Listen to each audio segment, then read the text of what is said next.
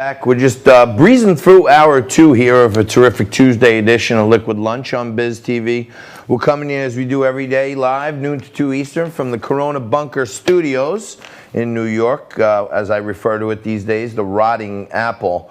I have been standing on my head on this show for the last 2 or 3 months talking about Joe Biden's tax plan. And they're talking about how the tax increases will only be for people over $400,000.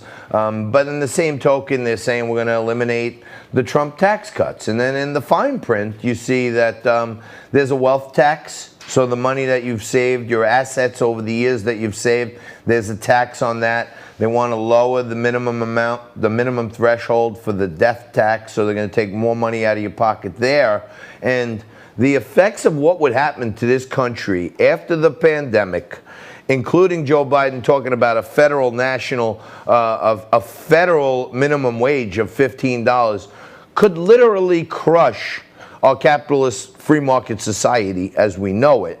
And on election day, when everybody here is rooting for Trump, we dig deep into the Trump administration. Casey B. Mulligan joins us right now, former chief economist of the White House Council of Economic Advisors. Casey, thanks for joining us. We've had some of the best on here, Stephen Moore. Julio Gonzalez is on the Tax and Jobs Act Council for the president. We have some of his greatest advisors like you. And you're a teacher now at the University of Chicago. You're a professor there.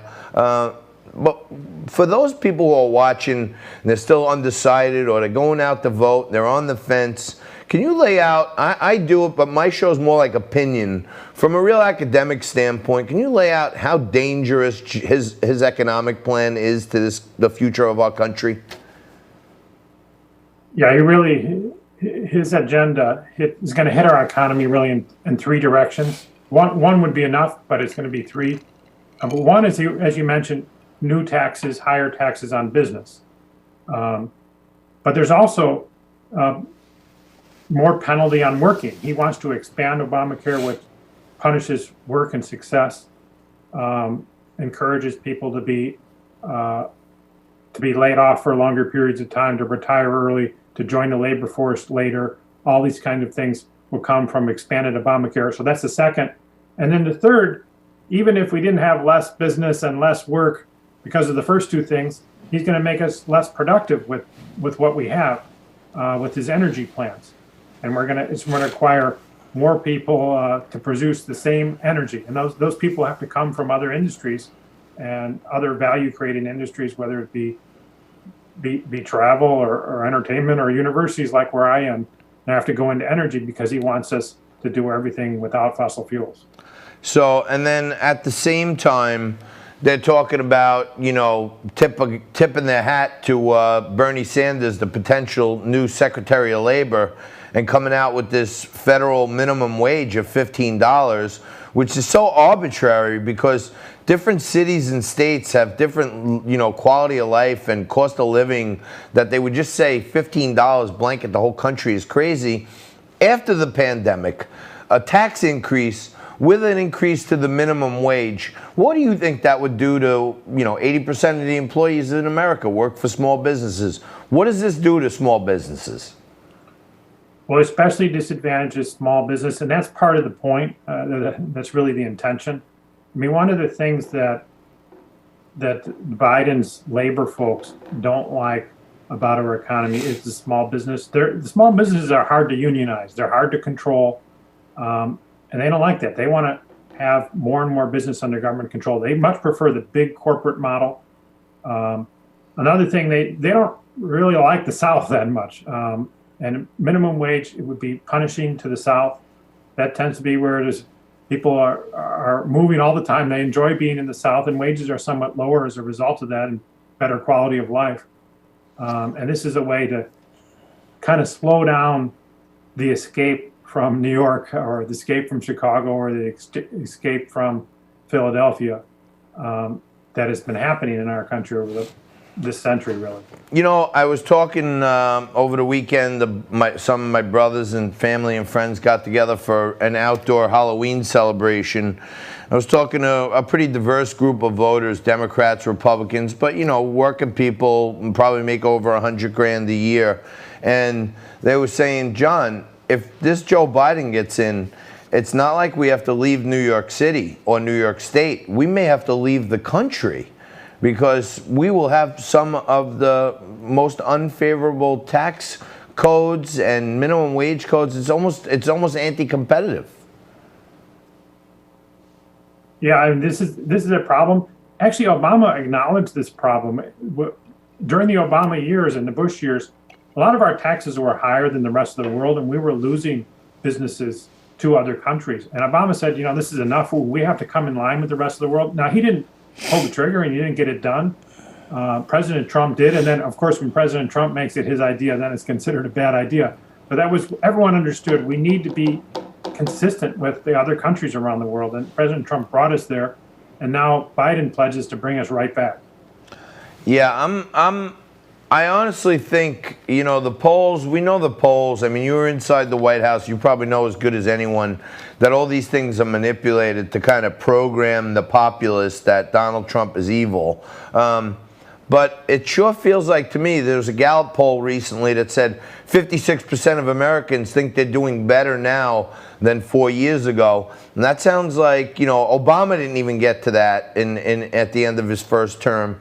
So it seems to me that the undecideds and the on-the-fencers kind of absorbed what you're talking about. And I think in your paper, the 2030 projections, you're saying there'll be 5 million less people working, and the median household income would be down by $6,500.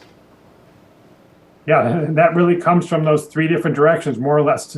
Each one of those smacks cost about $2,000, and you add them together, and you have $6,500 less for the median family. That's by definition a fancy way of saying middle class. Right. What is that? The mean, the mode, and median? Is that am I in there somewhere? All right. Exactly. Is that like 9th grade math or 7th grade math or something like that? But the GDP numbers the other day. Now, I saw a comparison. I watched the left-wing news to get my juices flowing a little bit. And I saw them do a comparison. They talked about why Barack Obama's stock market gains on a percent basis are so much better than Donald Trump's, right? This is one of their premises. And, if I'm good at anything, it's math. I've been on Wall Street for 30 years. I ran, public companies and GAAP accounting and all this other crap. And many times I would say to our auditors, let's play a game. I call it fun with numbers. Tell me what you want to be in the box on the bottom right, and then I'll fill in the whole rest of the spreadsheet up and to the left. You know what I'm saying? So the trick was they were talking about on a percent basis how Obama's stock market was so much better than Trump's, but they left out the fact that the market tanked to 6,000, and most of the gains on the way back up were just to get us back to even. Right. And Donald Trump took the market and took it to new levels. I think his GDP numbers that came out the other day are suffering the same, are experiencing the same favor as Obama's market comparisons. Of course, we're going to have huge percent gains because we had a big drop off. But can the GDP growth continue in the second term and get us to the 4% we were hoping for? 4% is ambitious. I think it could be achieved. Ideally, he would get back on the path that he was before, with making it profitable to be a business person, to be a worker, and maybe stay a little bit away from the trade wars. That would also give us a little extra growth. We got into the 3s before, and I think without the trade war, we could get up around 4. So you weren't tremendously favorable towards the China tariffs. Well, they were a drag on our economy as long as we have them. Now, I understand they were for a purpose, and, show me the money. Show me the intellectual property protections and the other things we're looking from China. If he shows us that, I say, well, it's worth it for having slower growth for a while. But you will have you will pay for the tariffs. One way or another. You know what? On a pro rata basis, I think most Americans would rather pay a few cents more on a per unit basis and know that we're not supporting China than to pay less and support China. But I don't know. Maybe my rose-colored glasses are on. But that was part of our analysis, by the way. When we said the $6,500, we were counting that Biden would not do Trump's tariffs, and that would be as a benefit. But he does so many other things that are terrible and they really dwarf anything about tariffs and trade wars. all right, we're going to leave it there. Casey, thank you very much. Casey B. Mulligan, professor at the University of Chicago, former chief economist on the White House Council of Economic Advisors. We take you right into the White House to get a little stuff that you need to know about Joe Biden's tax plan and what a Biden administration could mean to you and your family and your friends and your business if Joe Biden and Kamala Harris should happen to win today. And I highly doubt it. I gotta tell you, I'm starting the party a little early. What? You were very over. Oh, I don't know what you're going like this. Yeah. That's how you wrap it up. Oh, all right. So we're on